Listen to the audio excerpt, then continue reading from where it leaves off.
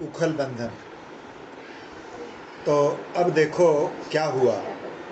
उखल पर बैठे भगवान, कोई आसन नहीं, न कल्प वृक्ष, न रत्न वेदिका, न भक्तों का हृदय। भगवान ऐसी जगह बैठते हैं ना, शेष सैया पर बैठते हैं या कोमल कोमल कल्प वृक्ष के नीचे चिंतामणि रत्न वेदिका पर बैठते हैं। यहाँ तो कुछ भी नहीं।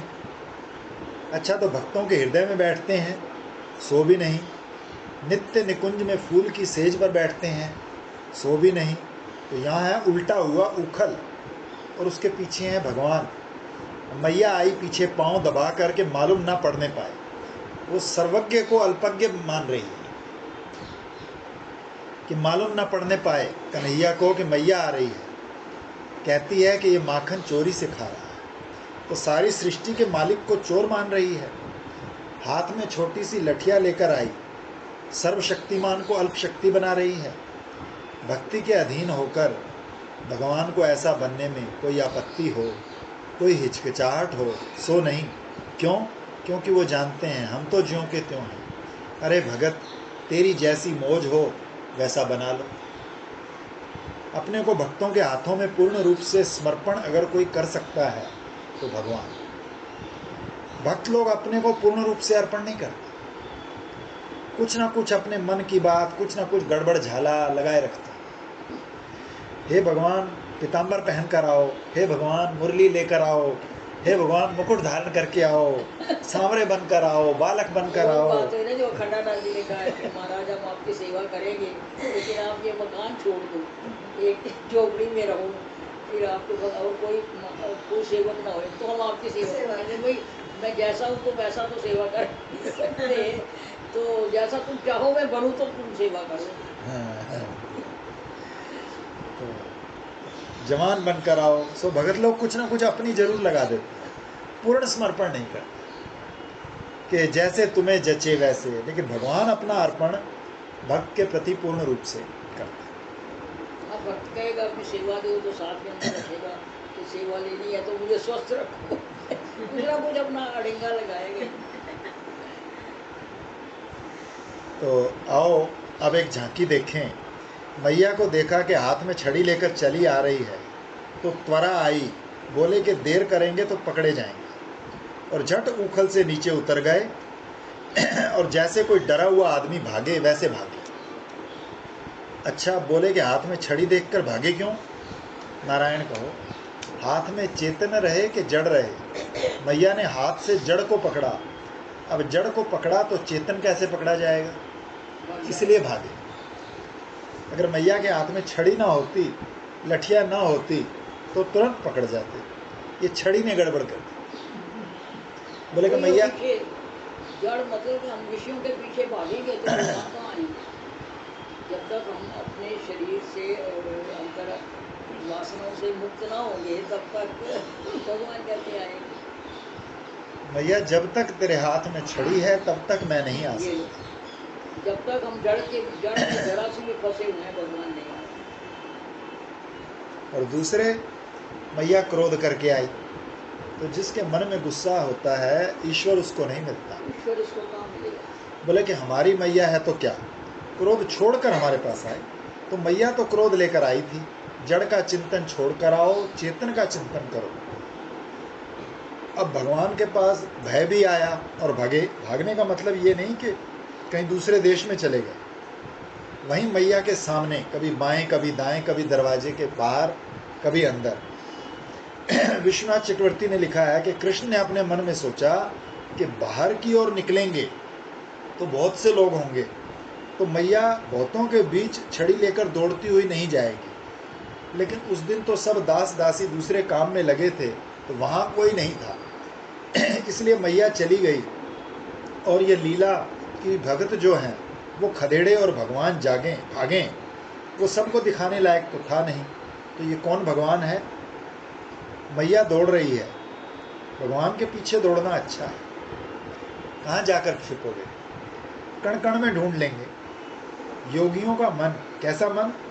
जो तपस्या से शुद्ध किया हुआ है और भगवान में प्रवेश करने के योग्य है।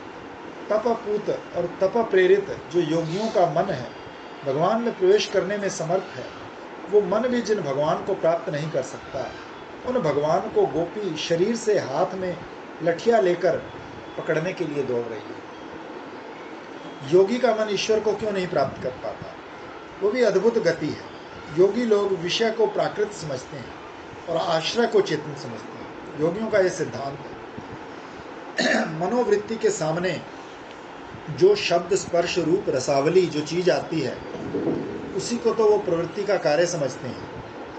विषय और जो मन का दृष्टा है, चेतन है, उसको असंग समझते हैं, विभू चेतन समझते हैं। तो वो अपनी चित्त वृत्ति को विषय से हटाकर आश्रय में निरुद्ध करते हैं। ये योग का सिद्धांत है। अब जिसने ये मान लिया कि सामने जितना है उतना प्रकृति और प्राकृत है और आत्मा असंग चेतन है, अब उसका मन कभी विषय के रूप में परमात्मा को प्राप्त कर सकता है? उन्होंने तो सिद्धांत बना लिया कि बांसुरी बजेगी तो आवाज़ कहाँ से आएगी। बोले कि शब्द तन्मात्रा है, उनकी सुंदरता देखेंगे तो ये रूप तन्मात्रा है, उनका अध्रामृत मिलेगा तो रस तन्मात्रा है, गंध मिलेगी तो गंध तन्मात्रा है। तो ये तो प्रकृति का कार्य है, प्राकृत है। और अगर हम चित्त वृत्ति इसमें ले जाएंगे तो ये स्थूल हो जाएगा। तो वो ये सिद्धांत बनाते हैं कि वृत्ति को विषयों की ओर से हटाओ, निरुद्ध करो, और ऐसे निरुद्ध करो कि अपने आश्रयभूत परमात्मा से, आत्मा से जुदा ना रहे। इसी का नाम वृत्ति निरोध है और इसी का नाम समाधि। योगी लोग कभी इस सदघन, चिदघन, आनंद घन, जिसमें प्रकृति और प्राकृत की सत्ता ही नहीं है, सब ब्रह्म ही है, यहाँ शब्द स्पर्श रूप रस गंध भी ब्रह्म है, ऐसी भगवान की प्राप्ति कैसे होगी? तो ब्रह्म ज्ञानी की आत्मा ही ब्रह्म नहीं होती, ब्रह्म ज्ञानी का शरीर भी ब्रह्म है। वो तो अविवेकी लोग हैं, जो जिज्ञासु हैं, मुमुक्ष हैं, दर्जा ए में है, बी में है, जो पहली क्लास में है, उन लोगों का शरीर होता है वो माया का, अविद्या का कार्य होता है। उनकी आत्मा ब्रह्म होती है, और जो ब्रह्म ज्ञानी होते हैं उनकी आत्मा भी और शरीर भी, जगत भी, उनकी क्रिया भी, सब कुछ ब्रह्म ही होता है। महाराज जी कहते थे ब्रह्म ब्रह्म करते भ्रम में पड़ जाते हैं। जी आपने एक वो स्टोरी सुनाई थी ना, लकड़ी का गट्ठर था वो गुड़िया के पास, कुछ ऐसी स्टोरी थी ना, लकड़ी का गट्ठर था वो गुड़िया के पास है, तो फिर भगवान आए तो उनका कुछ मांगो तो ये, तो ऐसा मुझे लग रहा है सुन के जैसे भेड़िया आ गया। हाँ, तो हम लोग भी ऐसे बिना बात पे गट्ठर ढोई जा रहे हैं, जैसे विषयों का भी बताया कि वो हाथ में निकल गया है। अगर हमको ये विश्वास हो जाए कि सब कुछ वही है, हाँ, तो फिर वो पत्थर में क्यों नहीं? गोपाल जी किसी बुढ़िया ने कहा कि भगवान का, किसी ने एक शालिग्राम दे दिया कि ये तेरा भगवान है। वो तो अब उसको भगवान समझ के रोज भोग लगाए, ये करे वो करे, वही खुश। एक दिन किसी ने कहा एक भेड़िया आया जो बच्चों को उठा के ले जाता है, तो बुढ़िया तो सारी रात दरवाजे पर बैठी रही। भगवान ने कहा कि ये तो अच्छा तंग आ जाएगी, तो वो आए किसी रूप में कि भेड़िया भेड़िया, तो कहे ना ना ना, तू ही भेड़िया होगा, तू मेरे बच्चे को ले जाएगा। उन्होंने कहा नहीं नहीं, मैं तो भेड़िए से बचाने वाला हूँ, चल मैं तेरे को दिखाऊँ मैं कौन हूँ। तो फिर वो उसको ज्ञान हो गया, साक्षात्कार। तो ये तो समझने की बात है। अगर आपको अपने अंतरात्मा में समझ आ जाए और कुछ दिखे तो सब में दिखता है, यहाँ देखो दिखेगा। ये तो वृत्ति है बदलने। अब मैया ने देखा कि ये तो हल्का फुल्का है, छोटा बच्चा, ये तो फुर्र से उड़ जाता है, और मैया 1.5 मन की, उसको चलने में तकलीफ। और बोली आज अगर इस लाला को पकड़ूंगी नहीं और भाग जाएगा तो ये तो हमारे काबू से हमेशा के लिए बाहर हो जाएगा। आज का भाग जाना कोई बड़ी बात नहीं है, ये तो अधिकार का प्रश्न है। बेटे पर माँ का अधिकार होता है, जिज्ञासु पर ज्ञानी का अधिकार होता है, चेले पर गुरु का अधिकार होता है। प्रश्न तो अधिकार का है।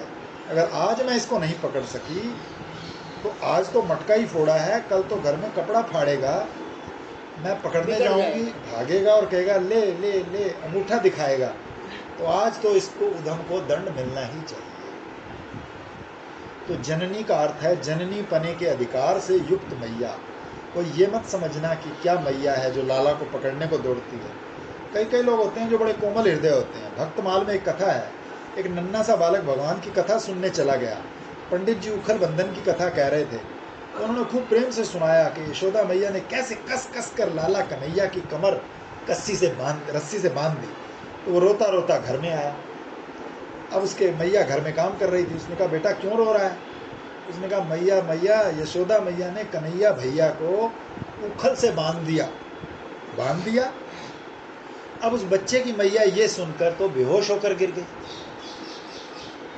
हमारा इतना कोमल श्याम सुंदर सांवरा सलोना ब्रजराज कुमार, हमारा इष्ट देव, हमारा सर्वस्व, हमारा प्राण, और उसको मैया ने बांध दिया। उसके दिल पर ऐसी चोट लगी कि बेहोश हो गई। नारायण को भगवान ने कहा, अब तुम इस धरती पर रहने लायक नहीं हो, चलो हमारे लोक में। देखो हृदय में कितनी कोमलता। ये तो भक्तराज हुए, पर मैया भक्तराज बने कि अपने बच्चे को संभाले कि बिगड़ ना जाए। अब मैया का काम भगतराज बनने का नहीं है, बच्चे को संभालने का है।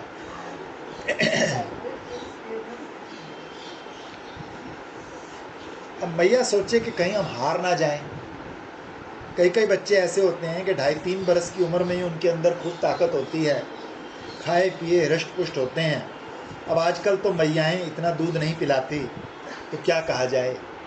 स्वामी विवेकानंद जी जब अमेरिका गए थे तो एक स्त्री ने उनसे प्रश्न किया, तुम्हारे भारत में स्त्री का आदर नहीं है, स्त्री की अवहेलना करते हैं, हमारे देश में देखो कितना आदर है, स्त्री आती है तो उठकर खड़े हो जाते हैं। वो बोले, देखो तुम्हारे देश में जो स्त्री का आदर है वो स्त्री के भोग्य रूप का आदर है, पत्नी रूप का आदर है। आए, उठकर खड़े हो गए और बोल पड़े, मैडम आज का मौसम बहुत सुहावना है, तुम्हारी आंखें सबसे अच्छी हैं, तो ये तुम्हारे देश में स्त्री का आदर है। पर हमारे भारतवर्ष में माता का आदर है, मातृशक्ति का आदर है। माता के सामने सबको झुकना पड़ता है। तुम्हारा देश भोग प्रधान है और हमारा देश श्रद्धा भक्ति प्रधान है। हम माता का आदर करते हैं। तो ये मातृशक्ति है जिसके सामने श्री कृष्ण को भी डरना पड़ता है। बच्चे को माँ चाहिए। माँ की छाती का दूध अगर बच्चे को ना मिले तो बच्चे को अपना धर्म भी नहीं मिलेगा, अपनी संस्कृति भी नहीं मिलेगी, अपना वंश भी नहीं मिलेगा, अपनी परंपरा भी नहीं मिलेगी। वो तो कोई भेड़ बकरी गाय भैंस का दूध पीकर तो पशु संस्कृति में ही जाएगा। बच्चे को माँ का दूध मिलना ही चाहिए, माँ का हृदय मिलना चाहिए, माँ का स्नेह मिलना चाहिए। इसी से माँ को अधिकार की भी प्राप्ति होती है। जो गर्भ को रखने को भी तैयार नहीं है तो माँ का स्नेह कहाँ मिलेगा। जो मालती के फूलों का बंधन था जूड़े में, वो ढीला पड़ गया और तेज दौड़ने के कारण मालती के फूल गिरने लगे। आगे आगे मैया और पीछे गिरते फूल। मैया जो कृष्ण के पीछे पीछे दौड़ रही है, तो एक तो मैया के मन में कोई कामना नहीं है, केवल श्री कृष्ण की हित भावना। केश बंधन माने काम होता है, एक सांकेतिक शब्द है। कैसे होता है? क माने प्रजापति, वो है ईश, जिस इंद्रिय का, उस इंद्रिय को केश बोलते हैं, मानो काम प्रधान इंद्रिय। तो कामना के बंधन से जो मुक्त है, और सूना बोलते हैं हिंसा को। ग्रस्त के घर में 5 हिंसा रोज होती है। अतः कामना और हिंसा से मुक्त, क्रोध और काम से मुक्त, राग और द्वेष से मुक्त, और तीसरी बात भी है मैया में अनुगति। वो कृष्ण के पीछे चल रही है, संसार के पीछे नहीं चल रही। तो ये 3 बातें जिसके अंदर आ जाएं, उसमें ईश्वर प्राप्ति की योग्यता आ जाए।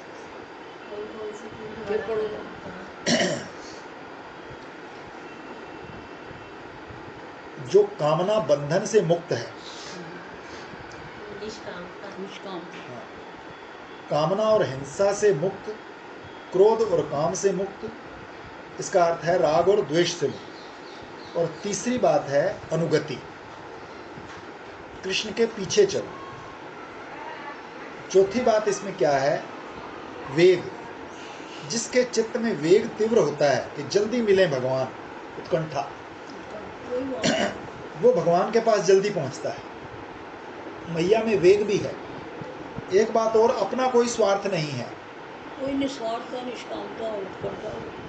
कृष्ण का हित है, हिंसा की भावना नहीं है, अनुगति है। जिस किसी में ये 4 गुण आ जाएं, मान संसार के प्रति राग ना हो, द्वेष ना हो, भगवान की ओर चलने के लिए व्याकुलता हो, भगवान का अनुगत्य हो, जैसे राखो वैसे रहो, ये 4 बात जीवन में होए तो मनुष्य भगवान के स्पर्श करने के योग्य हो जाता है। ऐसे आपने जब एक दफा गुरु जी आए थे, उन्होंने आपने कहा अच्छी, जब गुरु जी आए थे एक दफा आपने कहा कोई अच्छी बात बताओ, तो ऐसे ही तो बताया था उन्होंने 4 चीजें, लोभ, कृपा, अनुगत्य, ऐसे बताया था ना, वही सब चीजें। वही है, वही चीज है। आप हमेशा यही बताते हो, उत्कंठा। वृंदावन में लीला करते हैं। सब जगह पे गुरु के पहले ही लिखा हुआ है कि जिसमें ये 3 बातें नहीं है वो माँ से सेवा करने के लायक नहीं। पहले ये 3 बातें पैदा करो धीरे धीरे, तो फिर क्योंकि मन जब और चीज़ों में होगा तो इसमें कैसे लगेगा। ये भगवान का स्वरूप चिंतन थोड़ा होना चाहिए, रुचि होनी चाहिए। मुख्य बात यह है कि इसमें रुचि और निश्चयात्मक बुद्धि और उत्कंठा। देखो जिसको जो चीज़ चाहिए वो कितना उसके लिए लालायत रहता है, दिन रात उसके पीछे लोग लगे रहते हैं। स्टूडेंट ही देख लो, हम ही लोग देख लो, जब पढ़ते थे कैसे दिन रात पढ़ते ही रहते थे, पढ़ते ही रहते थे। इतनी मेहनत तो हमने भगवान को प्राप्त करने के लिए नहीं। तो है अनुष्ठान किया, ये सब इतनी मेहनत तो करी ना हमने तो होगी नहीं कभी।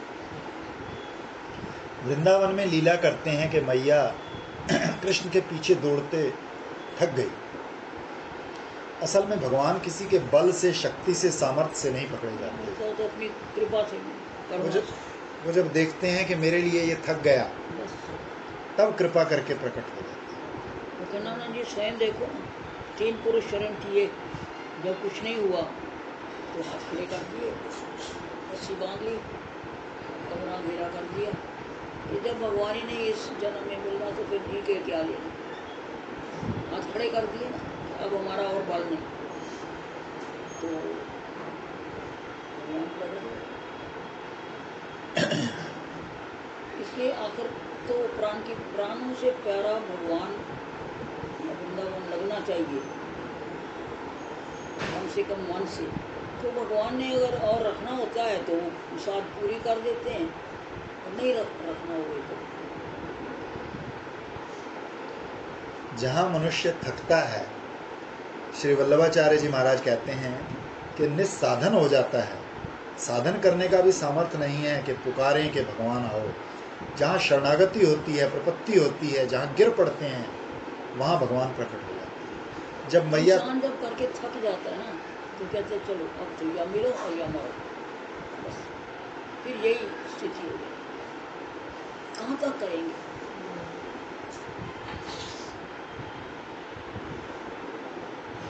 जब मैया थक गई तो भगवान खड़े हो गए। जब पास आई तो फिर कभी दाएं कभी बाएं।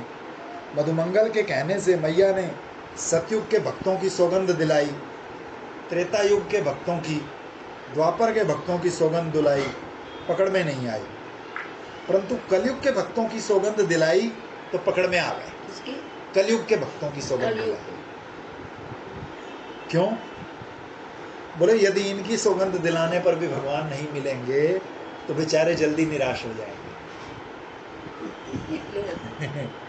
क्योंकि इनमें जप नहीं, तप नहीं, ज्ञान नहीं, योग नहीं, सामर्थ्य नहीं है, कोई साधन सामर्थ्य लिखा हुआ जरूर है, लेकिन इतनी जल्दी आते नहीं, कुछ सदा करना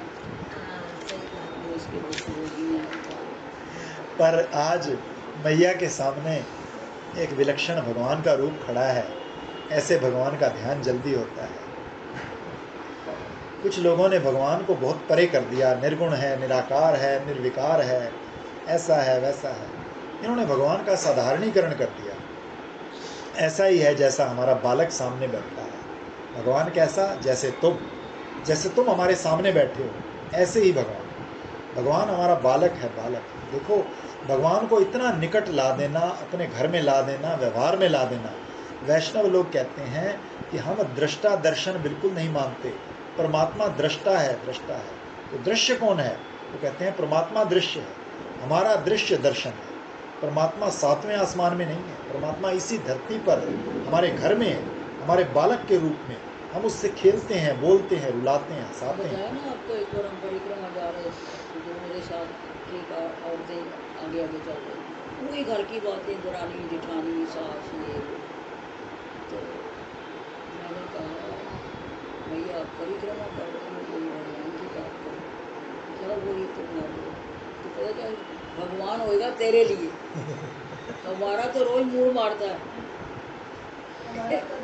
मूड मार देना, हमारा तो सिर खाने रोज आ जाता है। भगवान होगा तेरे लिए। और फिर देखो भाव देखो इनको, हम परिक्रमा में माधुकरी करने गए, उस दिन बाटी बाबा को बड़ा डायरिया हो गया। मैं कहा सवेरे सवेरे कहीं से छाछ मिल जाए तो इसको गुजारा हो जाए, क्योंकि हम क्लिनिक भी जाते थे साथ में।